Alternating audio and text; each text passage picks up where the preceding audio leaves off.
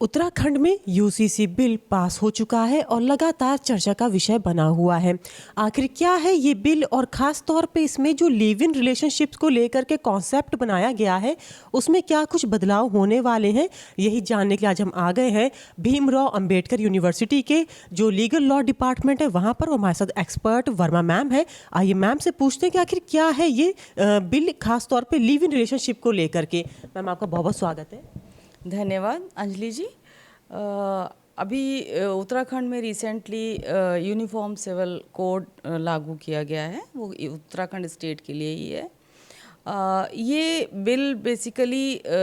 समाज में सभी बिना किसी भेदभाव के, जाति के आधार पर भेदभाव के बगैर सभी महिलाओं और पुरुषों के ऊपर विवाह संबंधी जो भी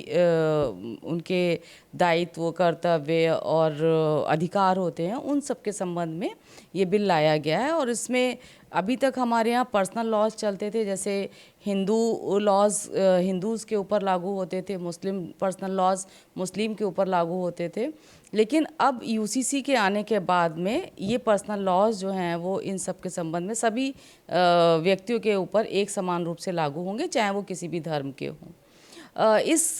बिल में लिव इन रिलेशनशिप के लिए भी प्रोविज़न किया गया है, क्योंकि आजकल के समय में आप देख ही रहे हैं अंजलि जी कि समाज बहुत परिवर्तित हो गया है और युवा जो हैं कई बार सामाजिक मैरिज के सामाजिक बंधन में बंधना नहीं चाहते हैं, लेकिन वो अपनी पसंद के पार्टनर के साथ में बिना सामाजिक बंधनों और लीगल बंधनों के वो उनके साथ में रहने के लिए मतलब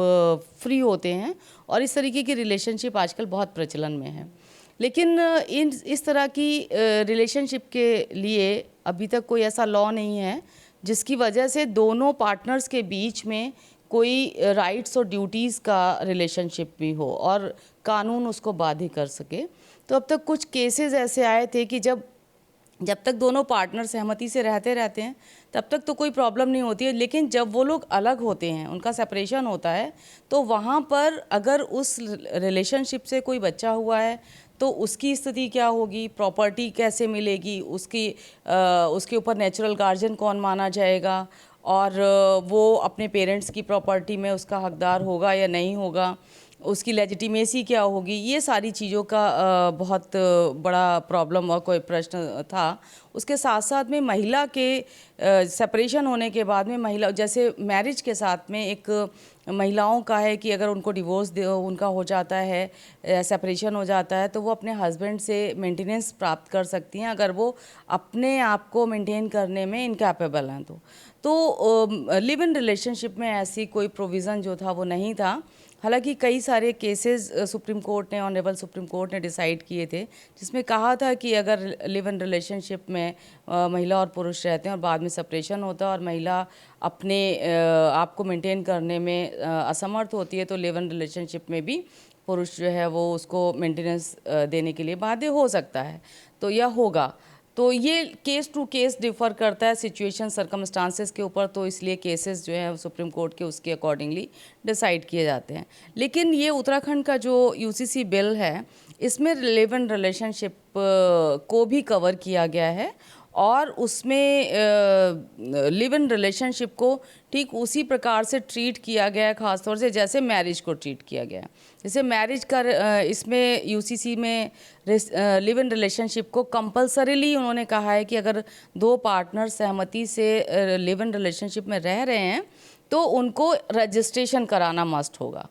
और वो रजिस्ट्रार जो अपॉइंट किया जाएगा स्टेट की ओर से, तो वो हर मतलब जिस जुरिस्डिक्शन में वो पार्टनर्स रहते हैं उस जुरिस्डिक्शन वाले रजिस्ट्रार के यहाँ वो अपना एक स्टेटमेंट देंगे, जिस स्टेटमेंट में वो इन्फॉर्मेशन देंगे कि वो किस पार्टी के साथ, किस व्यक्ति के साथ रिलेशनशिप में रह रहे हैं, उनकी कोई टर्म एंड कंडीशंस हैं, क्या है, वो सारी चीज़ें बताएंगे और उसके आधार पर वो रजिस्ट्रार के पास में एप्लीकेशन सबमिट करेंगे सहमति से। रजिस्ट्रार जो है वो डिसाइड करेगा उनकी एप्लीकेशन के तथ्यों के आधार पर कि उनको रजिस्टर करना चाहिए या नहीं करना चाहिए। रजिस्ट्रार रिफ्यूज़ भी कर सकता है, उसके कुछ ग्राउंड्स हैं, जैसे पार्टनर्स जो हैं वो प्रोहिबिटेड डिग्री में ना हो। जैसे हमारे यहाँ हिंदू मैरिज एक्ट के अंतर्गत कुछ ऐसे रिलेशनशिप हैं जिसके बीच में मैरिज नहीं हो सकती। जैसे सेम माता पिता के मतलब अगर मदर एक है और फादर अलग अलग हैं, या फिर वो मदर के साइड से और फादर के मतलब साइड से जो रिलेशंस होते हैं उनके बीच में 4 पीढ़ी 5 पीढ़ी तक जो है वो मैरिज नहीं हो सकती। तो इस तरीके के प्रोहिबिटेड रिलेशनशिप जो है वो लिव इन रिलेशनशिप में भी देखी जाएगी। अब तक रिलेशनशिप बनाने के लिए, लिव इन रिलेशनशिप बनाने के लिए ये सारी कंडीशंस नहीं हुआ करती थी। साथ ही साथ अगर जैसे मुस्लिम उसमें पर्सनल लॉज में भी कुछ प्रोहिबिटेड डिग्री हैं कि सेम फादर के और मदर के जो सेम मदर के जो वो हैं बच्चे हैं तो उनकी मैरिज नहीं हो सकती। तो यहाँ पर वो प्रोहिबिटेड डिग्री देखी जाएगी। अगर प्रोहिबिटेड डिग्री में पार्टनर्स हैं तो वहाँ पर मैरिज उनका लिव इन रिलेशनशिप सर्टिफाइड नहीं किया जाएगा। अगर कोअर्शन से उनकी सहमति ली गई, किसी भी एक पार्टी को पूरी तरह से नहीं बताया गया कि हमारा स्टेटस क्या है, उससे ज़बरदस्ती कहा जा रहा है कि तुम लिव इन रिलेशनशिप में रहोगी, उसको फ्रॉडुलेंट इन्फॉर्मेशन दी जा रही है, गलत तरीके की इन्फॉर्मेशन दे करके। जैसे मान लीजिए कि एक व्यक्ति पहले से मैरिड है और मैरिड होने के बावजूद वो किसी के साथ लिव इन रिलेशनशिप में रहना चाह रहा है और उसने उस दूसरी पार्टनर को जो है ये नहीं बताया है कि हम पहले से मैरिड हैं और लिव इन रिलेशनशिप में रहना चाहते हैं। तो अगर रजिस्ट्रार को पता चलता है कि ये फ्रॉडुलेंट रिलेशनशिप फ्रॉडुलेंट इन्फॉर्मेशन के थ्रू ली जा रही है, ये रजिस्ट्रेशन के करवाया जा रहा है, तो वो उसको कैंसिल कर सकता है। तो ये कुछ कंडीशंस हैं जिसकी बेसिस पर रजिस्ट्रार जो है वो रिलेशनशिप का जो सर्टिफिकेशन है वो कैंसिल कर सकता है। लेकिन अगर उसमें ऐसी कोई बाउंडेशन नहीं है तो फिर वो 30 दिन के अंदर, जिस दिन उन्होंने अप्लाई किया उसके बाद में 30 दिन के अंदर वो उसको जो है सर्टिफिकेट दे देंगे कि they are living in the live in relationship. ये जो सर्टिफिकेशन है ये जो लोग अभी लिव इन रिलेशनशिप में रह रहे हैं उनके लिए भी कंपलसरी है और जो आने वाले समय में अपनी मतलब रिलेशनशिप बनाएंगे उनके लिए भी कंपलसरी है। तो ये ऐसा नहीं है कि आने वाले जो नए कपल्स आएंगे उनके लिए ही कंपलसरी है, जो लोग ऑलरेडी लिव इन रिलेशनशिप में रह रहे हैं उनके लिए भी ये कंपलसरी है। तो इसलिए और साथ ही साथ उन्होंने ये भी प्रोविज़न किया है कि उत्तराखंड में रहने वाले जो व्यक्ति हैं ये उन्हीं के लिए कंपलसरी नहीं है। जो लोग उत्तराखंड के निवासी हैं और वो उत्तराखंड से बाहर किसी जगह रह रहे हैं तो वो भी रजिस्ट्रेशन कराएंगे और उनका रजिस्ट्रेशन जिस टेरिटरी में वो रह रहे हैं वहाँ के रजिस्ट्रार से होगा। तो इस तरीके से इसका एक्स्ट्रा टेरिटोरियल जुरिस्डिक्शन भी होगा कि मतलब जो लिविंग पार्टनर्स हैं वो उस स्टेट के रहने, उत्तराखंड के रहने वाले हैं, लेकिन वो रह किसी और स्टेट में रहें तो वहाँ पर उनको अपनी रिलेशनशिप को रजिस्टर कराना ज़रूरी होगा। साथ ही साथ इसमें बिल्कुल क्लियरली इस यूसीसी बिल में कह दिया गया है कि ऐसे रिलेशनशिप से जो बच्चे होंगे वो लेजिटिमेट बच्चे होंगे, मतलब उन बच्चों की लेजिटिमेसी पर कोई क्वेश्चन नहीं होगा, वो उन्हीं मदर फादर के बच्चे कहलाएंगे। अब तक केवल कोर्ट के डिसीजंस थे इसके ऊपर, लेकिन अब ये लॉ बन गया है। तो इसलिए अब ये जो है बिल्कुल इन्होंने उत्तराखंड में फ़ाइनल कर दिया है लॉ के थ्रू कि अगर बच्चा लिव इन रिलेशनशिप का रिज़ल्ट है तो वहाँ पर बच्चे के लेजिटिमेसी पर कोई क्वेश्चन नहीं हो सकता है। और जब बच्चे को लेजिटिमेट बना दिया गया है इस बिल के द्वारा तो वहाँ पर उसके उसी प्रकार के अधिकार अपने मदर और फादर के साथ में और उनकी प्रॉपर्टीज़ में और सब में होंगे, क्योंकि वो लेजिटिमेसी के साथ साथ उनको वो सारे अधिकार मिल जाते हैं जो अधिकार बाकी पर्सनल लॉज में उस पति पत्नी के संबंधों के बाद में जो बच्चे होते हैं उनको मिलते हैं। तो बच्चों के ऊपर वो कंट्रोवर्सी जो अब तक थी कि लेजिटिमेट होंगे नहीं होंगे और कोर्ट के डिसीजन के द्वारा ही कहा गया था कि वो लेजिटिमेट होंगे, कोई लॉ नहीं था एज सच। तो अब वो लॉ उत्तराखंड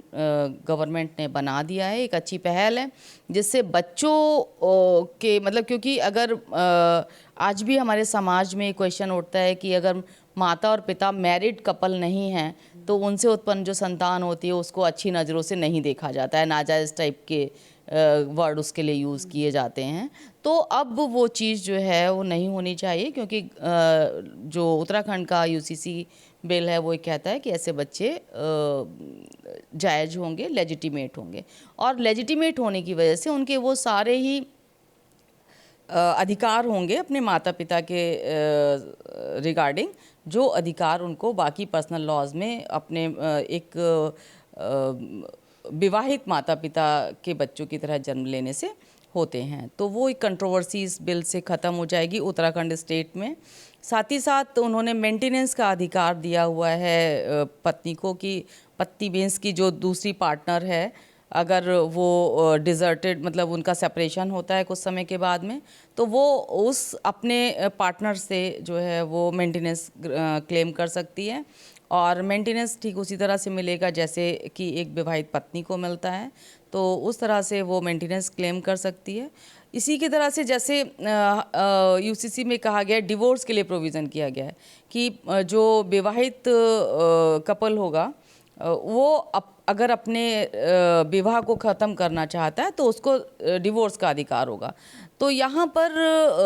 जो लिव इन रिलेशनशिप वाला जो कपल है वो अगर साथ साथ मतलब जब तक रहते हैं तब तक ठीक है, लेकिन अगर वो सेपरेट होना चाहते हैं तो अगेन उन्हें रजिस्ट्रार को इन्फॉर्मेशन देनी पड़ेगी कि अब हम सेपरेट होना चाह रहे हैं। तो इसमें दोनों में से कोई भी एक पक्षकार जो है वो रजिस्ट्रार को एप्लीकेशन दे सकता है कि अब हम इस रिलेशनशिप में, अब मैं इस रिलेशनशिप में नहीं रहना चाहता हूँ, नहीं रहना चाहती हूँ। रजिस्ट्रार जो है वो ऐसी इन्फॉर्मेशन दूसरे पार्टी को प्रोवाइड करेगा कि भाई अब आपका जो है पार्टनर आपके साथ रिलेशनशिप में नहीं रहना चाहता है, तो उसके बाद में अगर वो सेटिस्फाइड है और वो तब फिर वो उनका जो रिलेशनशिप है वो वहीं पर ख़त्म हो जाएगा। तो इस तरीके के प्रोविज़न जो हैं वो यूसीसी में किए गए हैं लिव इन रिलेशनशिप में रहने वाले कपल्स के लिए। अभी तक इस पर केवल कुछ कोर्ट डिसीजंस ही थे, तो ये एक पहल है, शुरुआत है उत्तराखंड गवर्नमेंट के द्वारा कि इस संबंधों को मतलब जो विवाह के अतिरिक्त जो संबंध हैं, जो कपल जो हैं वो विवाह के संबंधों में नहीं बंद करके इस तरीके के लिव इन रिलेशनशिप में रहना चाहते हैं वो रह सकते हैं, लेकिन उनकी इन्फॉर्मेशन जो है वो गवर्नमेंट के पास में होनी चाहिए, और अगर वो इन्फॉर्म नहीं करते हैं तो वहाँ पर उनकी रिलेशनशिप वैलिड नहीं मानी जाएगी। और इस तरीके की रिलेशनशिप को इस यूसीसी बिल के अकॉर्डिंगली उसका कोई भी क्लेम किसी भी पार्टी का फिर वो उसमें नहीं बनता है। तो इसलिए यहाँ पर एक अच्छी पहल है मुझे लगता है। हालांकि और भी कई सारे इश्यूज़ इसमें होने चाहिए, बहुत थोड़े प्रोविज़न किए हुए हैं, क्योंकि शायद गवर्नमेंट का ये मतलब इच्छा होगी कि उनको वो मैरिज के रिलेशनशिप की बॉन्डिंग को ही ज़्यादा वो महत्व दें, लेकिन फिर भी इस तरीके के जो समाज में आजकल के प्रचलन में जो संबंध हैं उनको भी लेजिटिमेट करने का इन्होंने प्रयास किया है। तो मेरे ख्याल से एक अच्छी शुरुआत है, और आगे इस पर और भी अधिक ध्यान दिया जाएगा, और भी जो ड्यूटीज़ और राइट्स की बात होगी वो और इलेबोरेट की जाएगी। मुझे लगता है कि और भी प्रदेशों में इस तरीके की पहल की जानी चाहिए। जी, बहुत बहुत धन्यवाद मैम हमसे बात करने के लिए। तो आपने यकीनन पूरा आपको समझ में आएगा, क्योंकि मैम ने एक एक पहलुओं पर बारीकी से सभी पॉइंट्स रख दिए हैं और सारे पॉइंट्स क्लियर कर दिए हैं कि आखिर जो यूसीसी बिल है उसमें जो लिव इन रिलेशनशिप है उसमें दोनों साइड्स यानी लड़का और लड़की के पक्ष से क्या कुछ इस रिश्ते को मजबूती मिलेगी, किस तरह से पंजीकरण कराना होगा, पंजीकरण के बाद क्या कुछ होगा और किसको कितने अधिकार इसमें मिलेंगे, और इससे उत्पन्न होने वाली जो संतान है उसको क्या अधिकार इससे मिलेंगे। तो एक तरह से बड़ी पहल सरकार की ओर से की गई है, और जिस पे हम आपसे ज़्यादा से ज़्यादा जानकारी देने की कोशिश कर रहे हैं। तो यकीनन ये जानकारी भी आपको पसंद आई होगी। तब तक जुड़े मेरे साथ, मैं लखनऊ से अंजलि सिंह राजपूत, न्यूज़ 18।